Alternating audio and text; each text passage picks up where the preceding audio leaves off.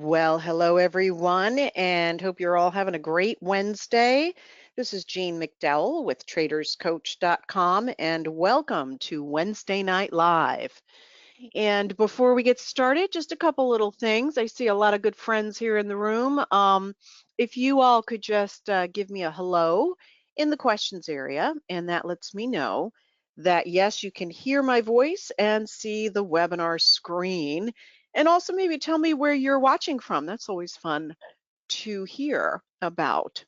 And while you're all doing that, uh, I just want to make a point of mentioning that Bennett loves questions. So when you do find the questions area in the webinar screen, uh, definitely ask him questions, comments, participate. He loves to hear what you all are up to. Well, hey there, Brian. Good to see you in Florida. Boy, how's it going? Did you get hit with a storm, I wonder? We have a couple of other clients who said they hadn't had internet for 22 days. So hopefully everybody's okay there and, you know, recuperating. Ah, direct hit. Yeah. Well, Brian, our hearts go out to you. Anyway, thank you for letting me know you can see the webinar screen and hear my audio. And tonight we're going to be uh, covering the topic of futures. And Bennett is an expert in futures. He's also the author of a number of best-selling books, and he started TradersCoach.com way back in 1998. And I guess, Bennett, without further ado, I will turn it over to you. All right, Gene, thanks so much. Great to be here, everybody, and welcome. All right, quick question out there before we get going. How many people currently trade futures out there? How many people are trading right now futures? And if you're trading futures, let me know if you are a day trader or a position trader as well.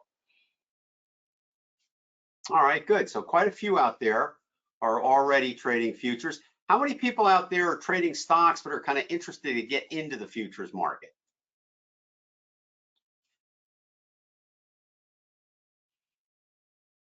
Okay, good. Good. We got a couple people that just day trade. We got a couple people that don't day trade and a couple people that position trade. Great. All right. How many out there trade the micros? Those are the new micros, and basically they're a tenth of the size of the regular E-minis. How many people are trading those? Those are pretty popular these days for day trading because they're great for smaller accounts, and also to, the actual markets have gotten more expensive over the last 10 years because of the bull market, and you need a larger account to trade the larger prices. And so the micros was a great answer to that because they allow people with smaller accounts to be able to trade multiple contracts so you can scale out and do things like that. All right, so a lot of people are trading the micros too. All right, great. Well, we're going to talk a little bit about the futures market today. We're going to be together for about a half an hour. These are not very long presentations, but they are informative. So if you have any questions, feel free to ask. I think Gene already brought that up. But also too, if you're trading other markets like stocks, ETFs, or even bonds or whatever, but you're interested in kind of segueing into the futures market, this is going to be a great webinar for you. All right, so let's go ahead and hit it here. I have to cover, of course, the risks involved in trading. Like I always say, without that risk, there is no opportunity. So the two really go hand in hand. But we do want you to know there's, of course, risk in trading any market, whether it's the stock market or the futures market. And of course, that if you're an investor in stocks or even take longer term position trades in the futures markets, there are always risks in that too. And so just be aware of that. We work in a realm of probabilities as traders. Also too, check with your money manager or financial advisor to make sure trading in futures is suitable for you. I don't know your personal situation, they do, and of course they can help you with that. And then finally, also too, make sure you know how to do risk control. We're very, very careful on position sizing. In other words, how many contracts to trade or shares if you're in the stock market, and how much of a potential loss each trade could be if we get stopped out, etc. So just keep that in mind. And of course, if you need help with that, we can do that. And we also want to invite you to our website at traderscoach.com. We've got a lot of information there as well, and a lot of videos you can sign up for.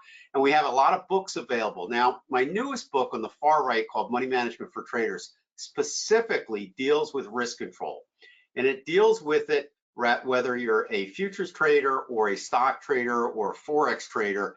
The concepts in that book you can implement very quickly. It's a very easy read. It's a concise version or cliff notes of my more advanced or comprehensive book on the far left-hand side called A Trader's Money Management System. So you may want to check that out if you want to either include risk control or learn more about it, or basically add it to your rules, which of course you should do. Art of Trading is my other book on trading the financial markets. It introduces everybody to the art trading software. And Wiley has asked me to do a second edition, so we're doing that, and that'll be out in the spring of next year. And that's going to include our latest software as well. Things like the OWL, which stands for the Optimum Wave Locator, the PTF, which is the Precision Trend Filter, and things like that. So that software is going to be in that book as well. And then we got the Survival Guide for Traders, which is a reference book as well for basically how to run your trading business right from your home using today's technology, just like a hedge fund. And then my book on Elliott Wave techniques is a great book if you're into the Elliott Wave, which is another form of technical analysis. All right, so anyway, links for this is on our website. Maybe Gene will be able to post one up in the chat area for you to go to our books. All right, so a little basics on Forex, and also not Forex, futures and commodities rather. All right, so when you think of futures and commodities, a lot of people think of them as the same thing, and they kind of go hand in hand, but the terms represent kind of different concepts. So commodities are things you buy or sell, physical goods such as oil, grain, or metals. So kind of the commodities in the agricultural area are the actual things that are bought and sold. Futures are the contracts to buy and sell these things in the futures market. So basically, even though they're interchangeable, the futures market is the mechanism behind trading things like corn or soybeans or things of that nature. So that's the purpose of the futures market. All right, and an option, which merely gives the holder an opportunity or right to buy or sell something. A futures contract is an obligation, so it's a little different. If you hold a futures contract to buy, say, 100,000 bushels of corn, you are on the hook to buy it unless you sell a contract to somebody else before the expiration date. Okay, so very important. All right, derivatives. How many people have heard of the term derivatives?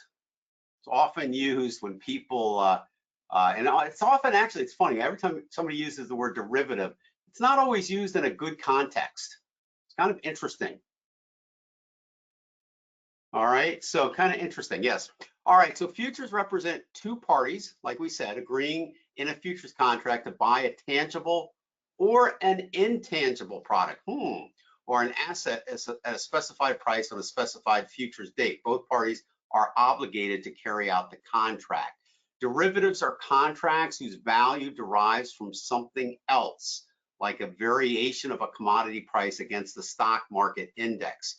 Also, too, you do have indexes in the market, and this is where the ES comes in, the E-mini and the full S&P contracts and things like that. Technically speaking, a futures contract really is a derivative. And an option is a derivative contract where the seller offers a buyer the right, but not an obligation, as in the case of futures, to buy an asset. All right, how many people have heard of a swap? These are just different terminologies that kind of introduce you to the different markets here. All right, a swap is a derivative contract where two parties exchange cash flows, such as an interest rate payments. The interest rate calculations are agreed, and the two sides are obligated to the deal. There are also a combination of swaps and options called swaptions. Now, in the Forex market, rather, they do a lot of swaps, and a lot of them are not reported. Okay, so that's kind of why in some Forex markets, the volume is kind of not present. So, and that's due to the swap market. So it's kind of like a secondary market. All right, now we're going to talk about first some basic futures trading guidelines. And the whole premise behind this is you got to walk before you run. So I kind of want to introduce you to some basic terms and then move on to some more advanced ones as well as we pick it up here. So if you have any questions, let me know, because one concept kind of builds onto another, okay? All right, so let's keep going here. Now, step one is you have to understand futures in general. And we like to do this by talking a little bit about the history of the futures. And for active day traders, my personal situation and belief is that the futures is better for active traders, especially if you're day traders. And the reason for that is because it's really set up to day trade much better than day trading stocks. The stocks are fine for position trading, and you can trade futures for position trading too. But in the futures market, they don't really worry about uptick rules. As long as you have a futures contract funded enough to afford the margin, which is the requirement of funds you need available to actually take part in trading that futures contract. As long as you have money for that, you're good to go. And you buy contracts instead of shares. And there are things like tick values, which I'll get into in a minute. But the idea is for example, when you're day trading futures and you want to be, if you're long a futures trade, let's say you're long 10 contracts on the E-mini and you want to be short 10. Well, if you're long 10 and you want to be short 10, you just sell 20. It's that simple. And your net is short 10. So compare that to stocks where you'd have to cover your position and then see if there's stock available to short. You can see where in day trading, where just a few seconds can make a big difference on your P&L, it definitely will cause problems for day trading. So keep that in mind, and that's another reason I like it. I also like it because of the easier tax. At the end of the year, your accountant will like you a lot better with futures trading. The other problem with trading stocks, even if you position trade stocks, you've always got to separate. If you position trade or even day trade stocks that you have in your long-term holdings, it always brings up an issue or a red flag with the IRS on capital gains. All right, long-term capital gains. So if you're going in and out of a stock that you also own as an investment, all right, you got to keep them really, really clean. So you can, when you go to do your taxes, they know you're not screwing around with your long-term stuff. So just, and your accountant can do that, but it's an extra step you have to be aware of. In futures, you don't have to really worry that. All right, so getting back to just a quick understanding of futures. So we're going to talk a little bit about the history, why futures is better for active traders, stocks versus futures, and leverage. That's another big thing with futures is you get leverage. And then step two, futures specifics, contracts versus shares, all about ticks, expiration dates, limit moves, accounting simplified. And then step three, we're going to cover trading futures, which is finding the best trades. E-mini versus regular, and I'm going to add in there micro E-mini too. Day trading futures, when to use continuous versus dated price history for futures. So basically, continuous contracts, what they do is they basically take all the price history in all the contracts and combine them. And if you're looking at long-term charts for long-term positions, it's nice to have the continuous contract available so you can see a lot of history. Because otherwise, if you're only going to look at one contract, it has a start date and a finish date, and you won't be able to get the information you need or enough history you need on that one contract. So the continuous contract fills that void. All right, and then avoiding pitfalls and risk control. So that's kind of what we're going to cover here, and then we're going to go into advanced future trading strategies. This includes seasonality, certain reports, and Elliott wave and options. There's even options on futures if you really want to go crazy with the leverage that is out there as well. All right, so let's just go through a little history and go through this outline a little bit. And basically in the 1840s, Chicago had become the commercial center for farmers to sell their goods. These goods became known as commodities, which today is also known or interchangeably known as futures. The futures contract as we know it today evolved as farmers, sellers, and dealers and buyers began to commit to future exchanges of grain for cash. So a lot of the whole concept behind the futures contract is you're getting money today at a certain price for goods you deliver in the future. And when you are talking about commodities in terms of planting things that you're going to deliver like corn or wheat or whatever it is, that's where it came into play. They needed money today to buy the seeds, to plant, so they could deliver them after they grew to the people who bought them today, that type of thing. So you needed a vehicle to do that, and you had to lock in the price and so forth in order to be able to get cash today for a delivery tomorrow. So that's kind of like, that's why when you talk about commodities and futures, they're interchangeable. But when I kind of want you to think of commodities as the product and futures as the vehicle they use to do that. So we covered this already a little bit, but we'll go over it again, understanding futures and why futures are better, and better than what? Stocks usually in terms of what you're trying to do with day trading and so forth. So in general, futures have more leverage, okay? Very much like a stock option has leverage, futures have leverage. The advantage of using margin, usually just 10% of the contract value. If you're right, you can make a lot more money. So here comes this issue of margin. So when you buy or sell a futures contract, they're going to check your account to make sure that you have the minimum amount of money available to buy it at that price based on the margin they're willing to give you at the time of the purchase. And every brokerage is a little different, but there are guidelines they kind of stay within. So they're kind of close, but they can change. So margin account is what they kind of do to see how much you can buy or sell of something in the futures market. And it's like I mentioned already, it's easier to go long or short with futures, whereas even not all stocks can be shorted. So if you have a great trade set up and you want to short a stock, your brokerage may not have the stock to give you to short. All right, so that can be a problem. And not only that, but then you gotta, how long do you have to wait for them to get back to you to tell you? Some brokerages are quick, others aren't so quick. And sometimes they have to get the stock for you, which can take minutes. All right, and in day trading, that's the kiss of death for the most part. So you can't be waiting around like that.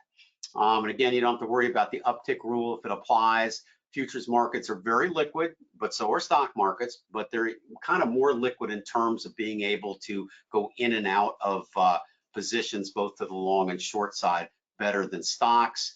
And E-minis are electronically traded for quick fills. Just about all of them are these days, and the micros fall into that category as well. All right. So there are some specific differences, contracts versus stock shares. Futures are bought and sold in contracts, not shares. And there's no uptick rule. We covered that.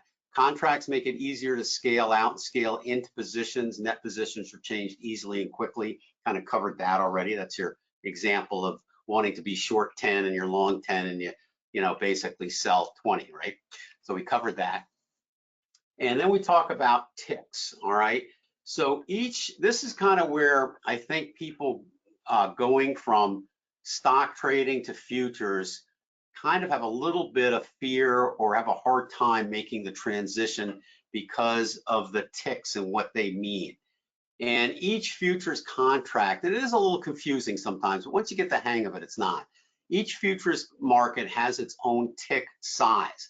Now, for example, in our day trading room, we have figured out all the tick sizes for you, and we give you this nice little printout sheet so you don't have to go and look it up on Google. Also, too, our trade size calculators and our Trader's Assistant software, which is to do with risk control. We've broken down each market into its own tick size and point value. And you kind of need to know that when you're using our software for risk control, because you have to calibrate the calculator and the Trader's Assistant to give you the proper P&L based on the tick size. So that's kind of important. So tick size is usually what scares stock traders away from trading futures. I get that, all right? But don't let it, because it's not that big a deal. Tick is the minimum price movement of a trading instrument. there are several components that make up a tick size. So when the market changes price in the futures, that movement of price is called a tick. And you have basically in the stock market, that movement of price is a decimal, right? It's a cent every time it moves. But for example, in the E-mini, which is the S&P 500 mini contract that is very popular and used for day trading along with the micro, the tick size, there are 4 ticks in a full point movement in the E-mini. And we'll cover this later, but that's different than the stock market, right? So you just have to know what the tick movement is, and if there's 4 and a point, then you know then once you know the dollar amount of each tick movement, then you're going to be able to calculate what 1 point is in terms of value. So if you have, for example, each tick represents in the E-mini $12.50, you have 4 of those, so each point is $50. Now on the micros, it's a tenth of the size, so each point is $5.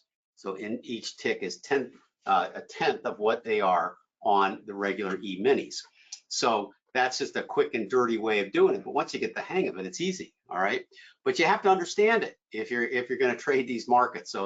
But it is something that kind of scares people away. What I would do if you're transitioning from stocks to futures, start with one future and get kind of a feel or a hang for how the ticks work. The other thing in the futures contracts, which are a little different, are expiration dates. So you know, very much like stock options have expiration dates, so do futures. Now, when you're day trading futures, you really don't have to worry about, you know, the actual expiration date. You just want to make sure you're using probably the nearest or highest liquidity option, and that's going to be a factor of the expiration date. So when I day trade options, I usually pick the closest expiration date and then change it just before it expires, because I want that good liquidity, and the liquidity is going to be in the most active futures contract, which is going to be one of the shorter ones. All right. So I have this last point, my friend's futures trade, which I had a friend that traded sugar, and he could have used the trader's assistant on this to keep track of his open trades, but he didn't have it at the time. But he has it now. But the thing is he was trading, he was doing position trading. He was not a day trader. He was position trading, and he was trading all sorts of things. And he forgot he had an open sugar position. All right, and it expired, and he had to take what they call delivery. So, you know, he had a bunch of sugar that he had to get rid of, physical sugar.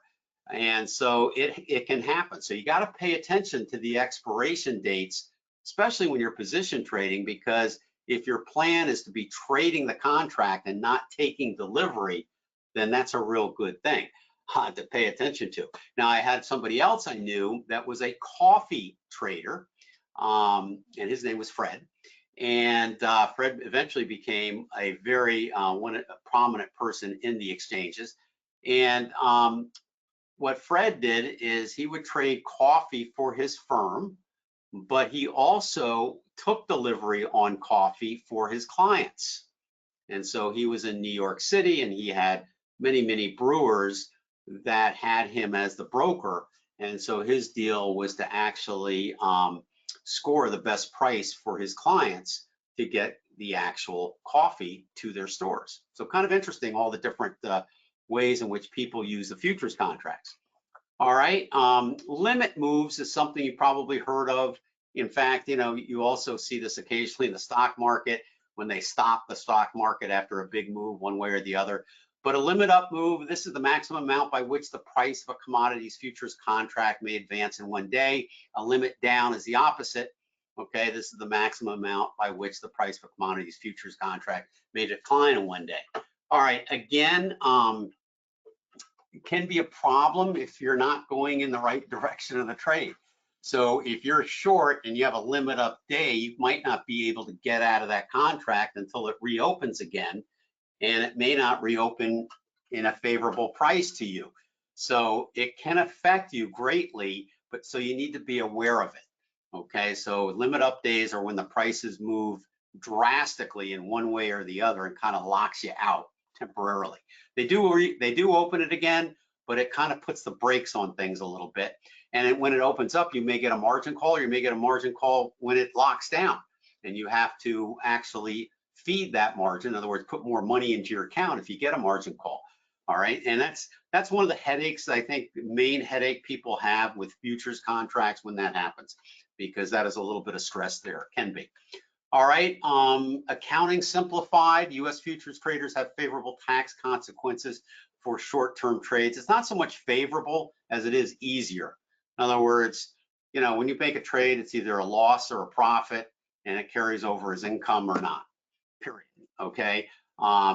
There's no capital gains type of issues that you would have, especially if you're day trading these things. Security positions held for less than 12 months are considered short-term gains and taxed. Well, this actually, I don't know if it's still 35% because we made these slides a while back, but check with your accountant to make sure you know what it is. Of course, everyone's tax situation is different and should consult a licensed accountant for their specific situation. But there are short-term and long-term capital gains, so you got to kind of be aware of that when doing stock trades. All right, so now we get into the E-mini versus the regular futures contracts. And again, not only E-mini, micros. So when I say E-minis, I'm also including the micros in here. So basically, it's electronic trading. It's Globex. So when you're day trading, you put that order in and boom, okay, you're filled. You usually get lower brokerage rates due to electronic fills. Doesn't have to go through a third party like the pit, you know. Also levels the playing field. Large and small traders are treated with the same, unlike the games that can be played in the pit traded futures markets. So, you know, some of the big corporations, you know, that buy and sell through the pits, all right, they're given favorable treatment by the floor traders that represent them. Okay, so if your order comes in, chances are they're going to fill them at a better price than you. But when you're electronically going through the Globex, you don't have to worry about that, right? All right, lower account size is required. That's just because of the E-mini versus the regular, and micro is the same way. And your trading day can extend past the close on some markets. Now on gold, it's kind of funky. What they do is they close the market for like 2 hours and then reopen it.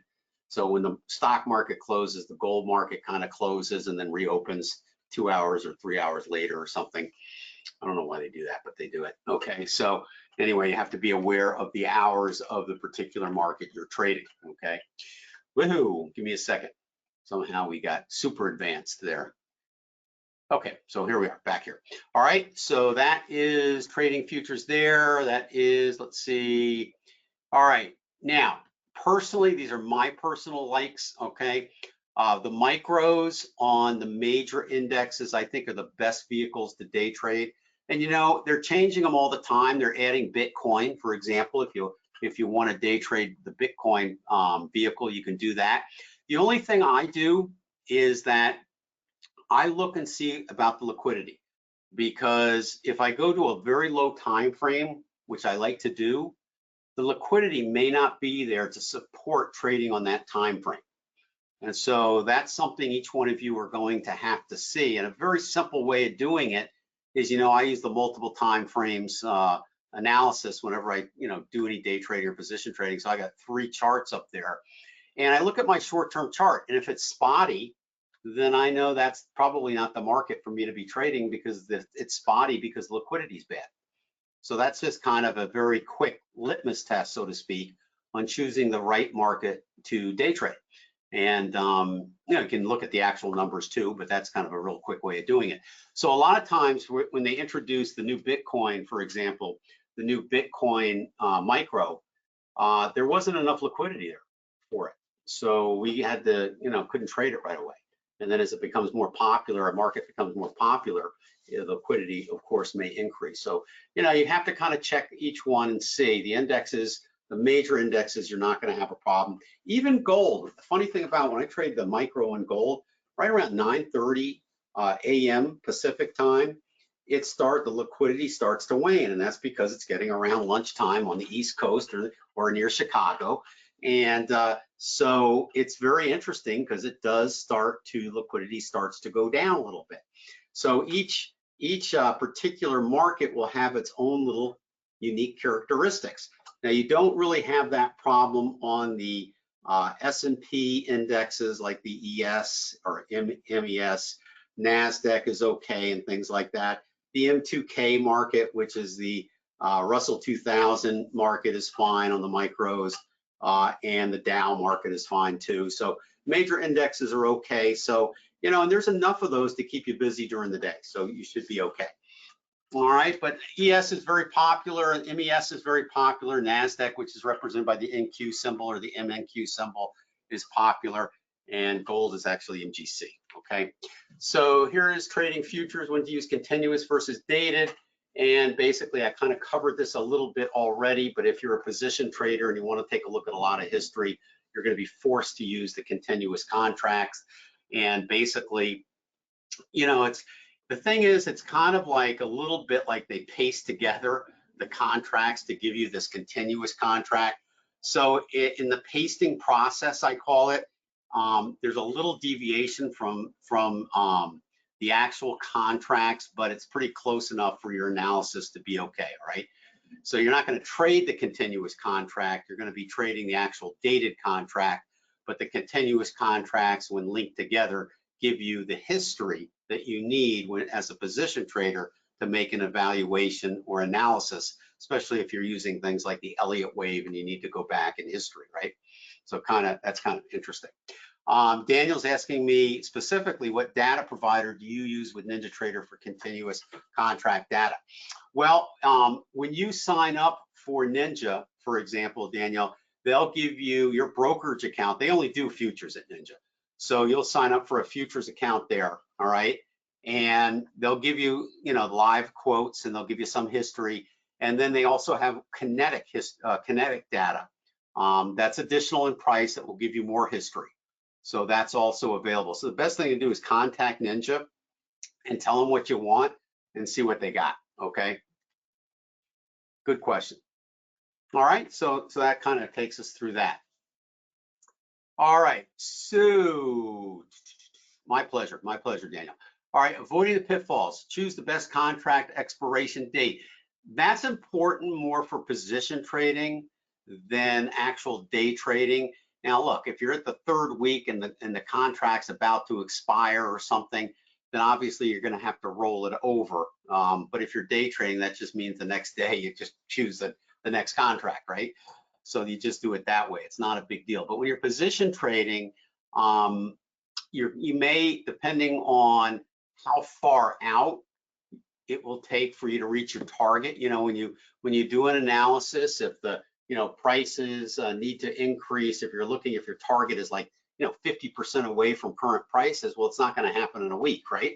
So you got to make sure that you pick an appropriate expiration date based on your analysis of when you think prices are going to reach the target zone of the trade. Okay, so that kind of thing. So expiration dates are important, and if you miss it, you can always what they call roll it out. So you cover the current expiration date and then buy another contract in the same product line, but with a further expiration date. Okay, that type of thing. All right, so it's not really that big a deal. Okay. All right.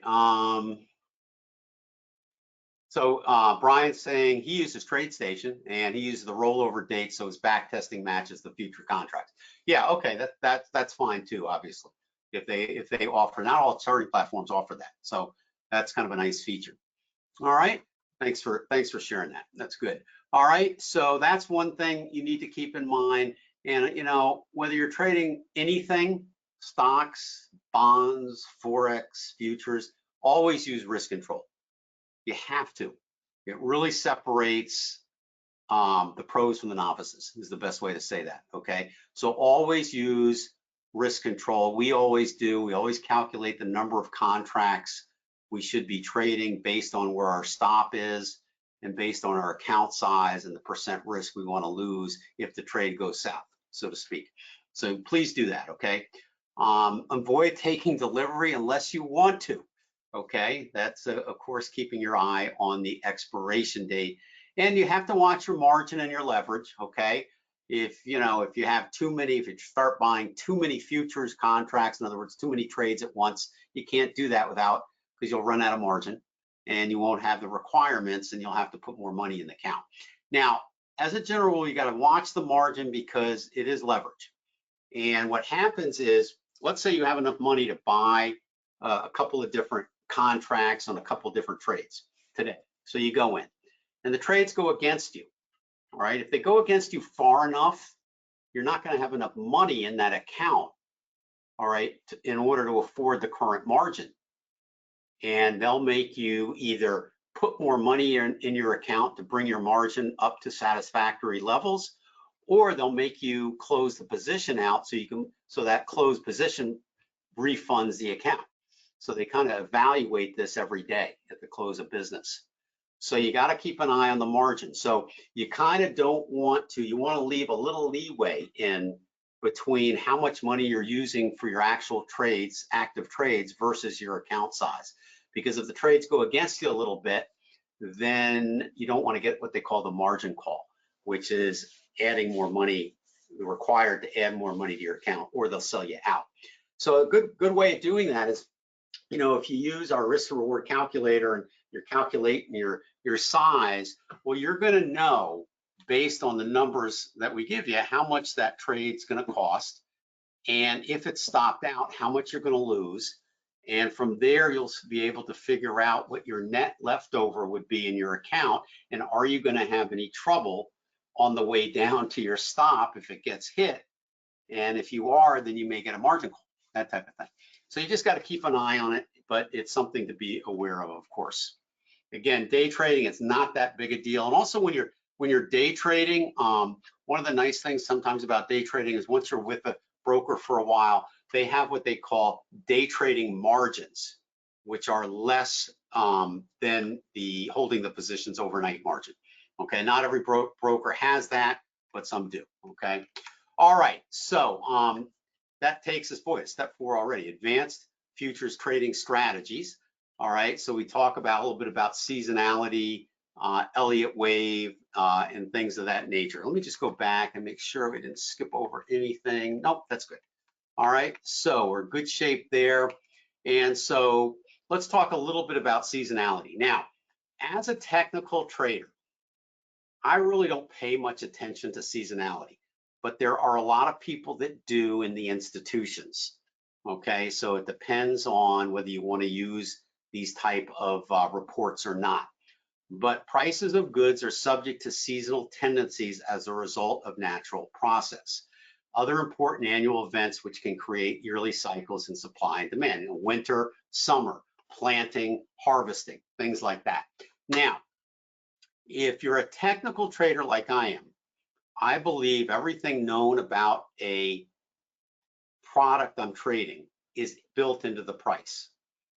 And I look at that and make my decisions based on that. And I look at the history of the footprint of the market, which is the truth of price, based over the history of that particular market. And so from that, I make my decisions. All right. But some people like to look at the seasonality reports, and you can create statistics built on seasonality. Okay. For example, in the winter, you got a 30% chance of crops getting too cold in, I'm going to guess, December. All right. And that could result in prices, 20% of the time that results in prices going down. So that if you can correlate that into statistics that you want to use, hey, go to it. Okay. You certainly can do that. And that's what people do. All right. With those, that's why they're out there. Elliott wave, like other markets, the futures markets represent market of collective traders. No matter what market it is, okay, you're going to have these cycles in the market or these waves. And I always say trends don't go in straight lines, they zigzag. And this Elliott wave concept is making sense out of the zigzags. And it's smooth swings from pessimism to optimism and back again.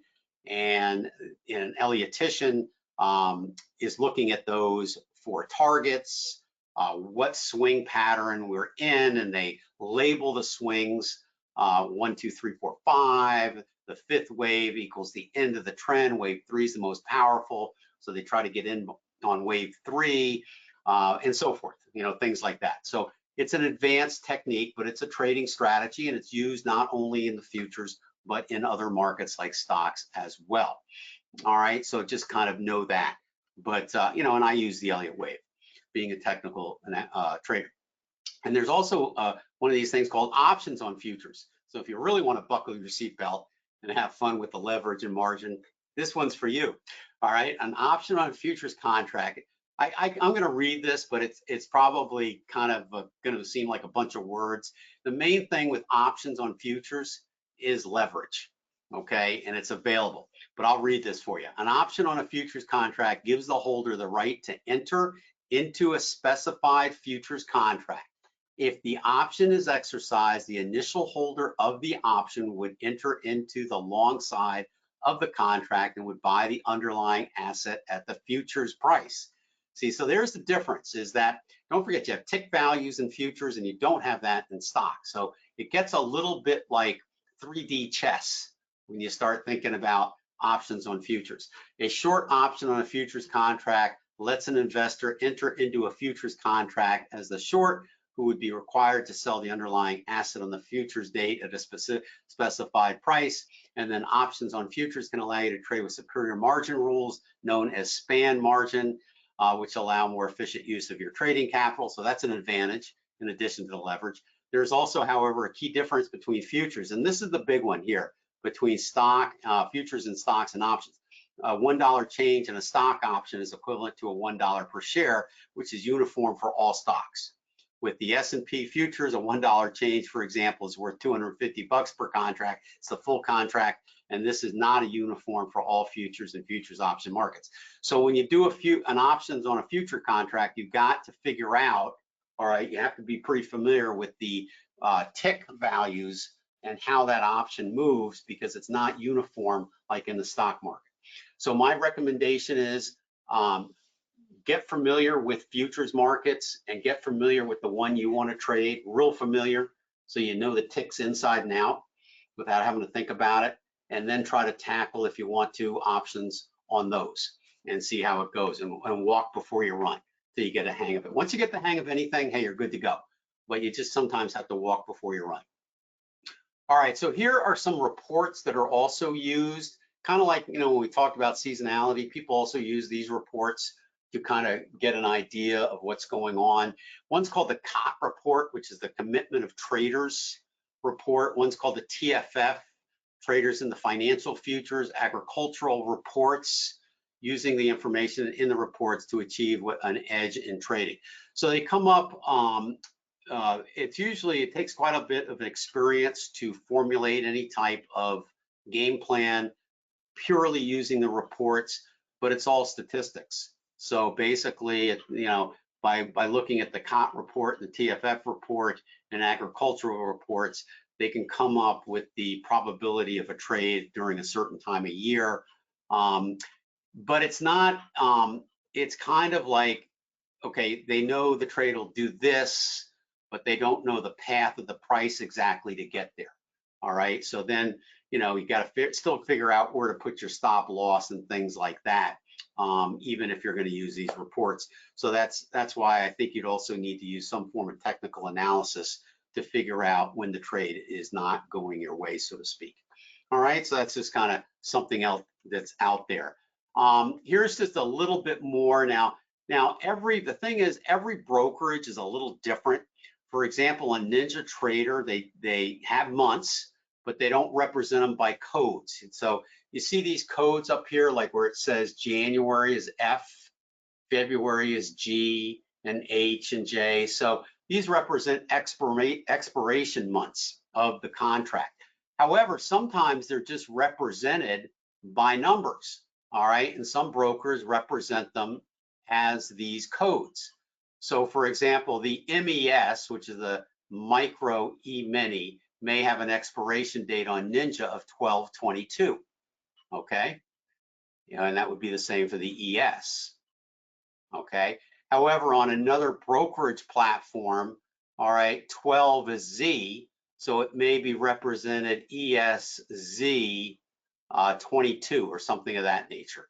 So you have to check with your broker to see how they do it, okay? And You know, it's just a different way of presenting the same information, so to speak.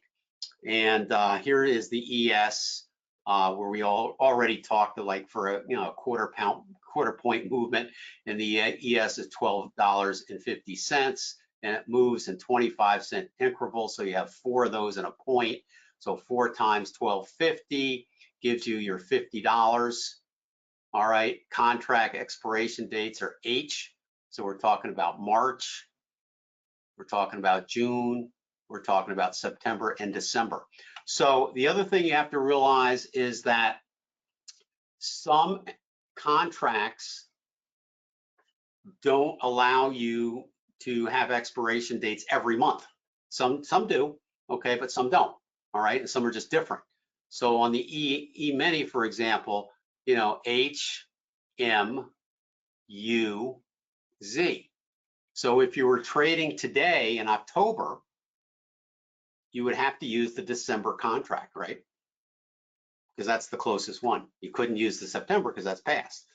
All right, you're not going to use the March because that's probably too far out.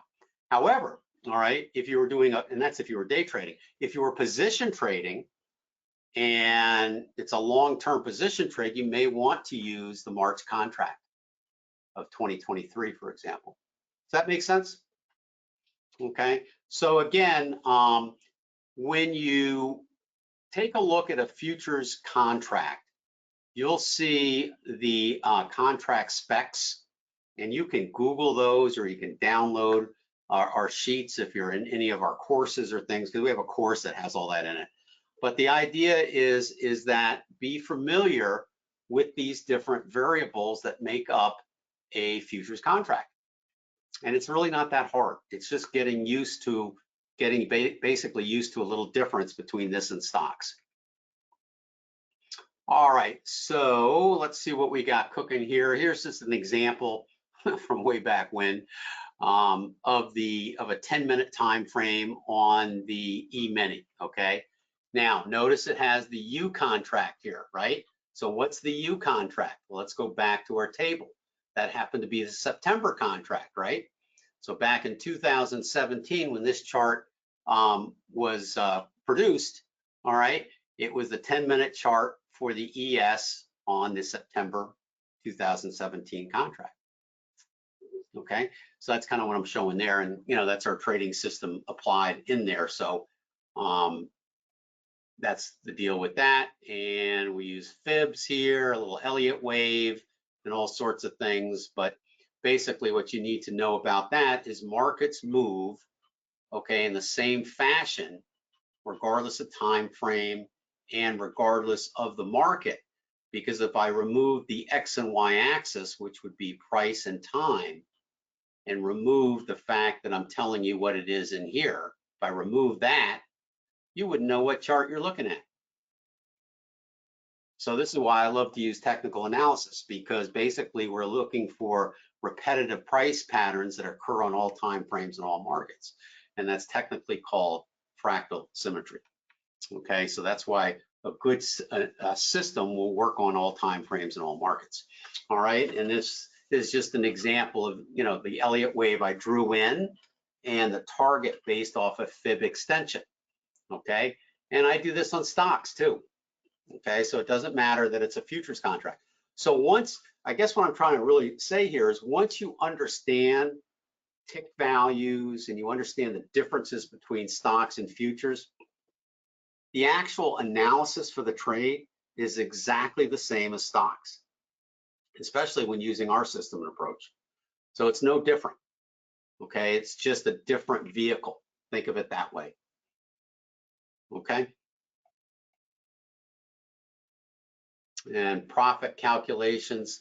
This is kind of a good one because this brings home how you do the calculation. So, if you took a trade here of 11 contracts with a 2% risk on a 50,000 account, all right, so there it is. So you have the trade entry there at 24.4, trade exits 24.3, points gained 14.5.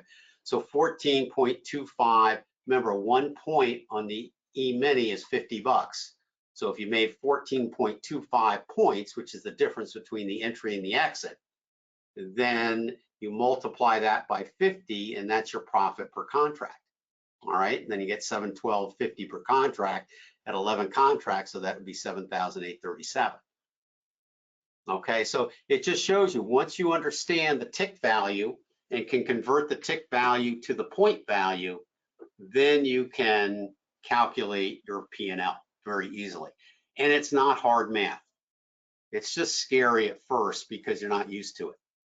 Okay, so just kind of, you know, play with it. You play around with it first until you're really familiar with it. Do it in a simulated, you know, NinjaTrader and both TradeStation have great simulators. So you can do it in a simulated account until you get all the mechanics down. So that's what I would recommend. All right, and we have the trade size calculator, which we use to actually calculate all this stuff. So if you had a $50,000 account, 2% risk, our entry is here, our stop is here, and margin is put in there. The calculator set for futures tells us how many contracts to buy, 11. All right, which is the number we use down here to multiply for our profit. And yet at the same time, based on our stop, if we get stopped out, we're going to lose $964.50. And this is important. And the calculator knows that because it's asking us for the point value. So in the regular E-mini contract, that's 50 bucks. So you put that in there and it calibrates the calculator so this number and this number are accurate.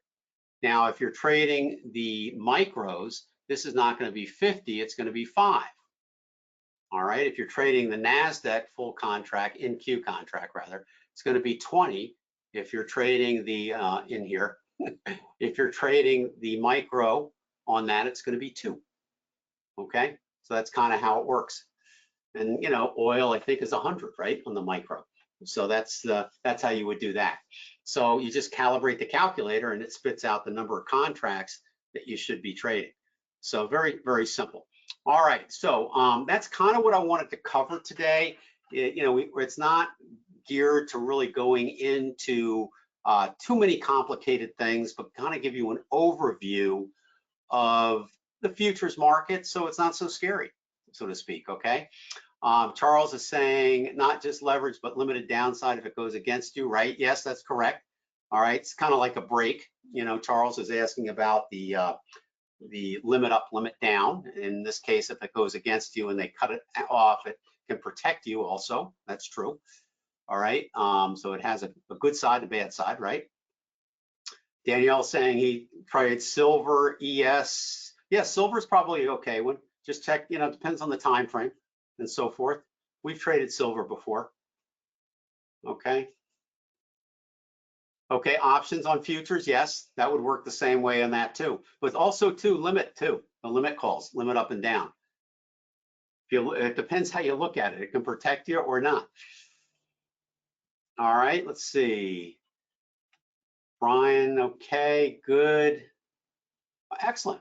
All right, well, I think, all right, that is it for today. If there's no more questions, we want to thank you for attending. We had a great turnout today, and hopefully that helped you kind of get a little more familiar. Now, a couple things here. One is, if you go to our website and you want to learn more about futures, we have a great futures course there. It's under the home study area, okay, under education.